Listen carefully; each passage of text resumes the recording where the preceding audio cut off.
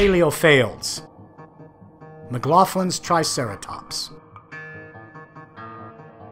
Theories and hypotheses come and go. It is the main constant with science.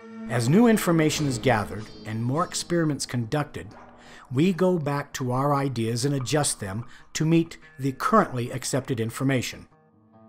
There remains as little bias as possible, and any result can overturn centuries-old ideas in an instant.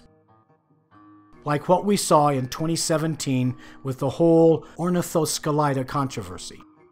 Such paradigm shifts have happened many times in the history of paleontology, and will likely continue to happen into the future.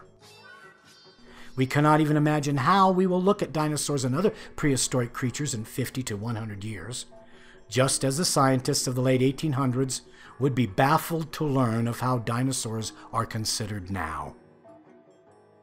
In this episode of PaleoFAILs, we take a look at the reconstruction of ceratopsians championed by John McLoughlin in his book, Archosauria, A New Look at an Old Dinosaur. At the time, the 1970s to be exact, the idea of dinosaurs was slowly starting to reach the dinosaur renaissance, in which dinosaurs are seen as they are now, warm-blooded animals capable of many things we attribute to birds and mammals.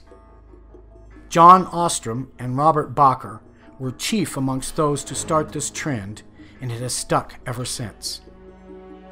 However, we are here to discuss ceratopsians, for, during this time, many scientists thought the great horned frilly beasts must have had some of their jaw musculature extended over, under, and throughout the frill structure of the back of the skull. This idea, which isn't totally out there or considered totally improbable in today's scientific literature, was taken to a great extreme by McLoughlin. He suggests that the frill of the ceratopsians acted as an anchor and attachment site for the immense muscles these animals needed to slice and dice their way through the Cretaceous foliage. This results in the embedding of the skull frill into a mountain of flesh and muscle, remodeling our image of Triceratops to a hulking, muscle-bound, humped-backed animal, not totally unlike the large hump exhibited by the bison of today.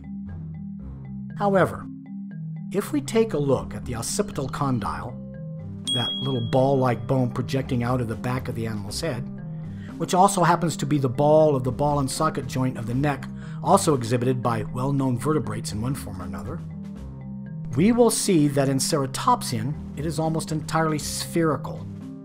This nearly sphere-shaped bone would allow this group of animals great flexibility with their skulls, meaning they would have been able to look straight down, through their heads from side to side, and move all the way back until the frill rested on the backs and shoulders.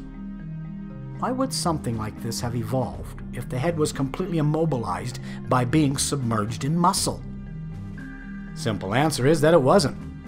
And this hypothesis is just kind of inaccurate. Oh well, McLoughlin's work was very interesting, and the idea is kind of cool to think about.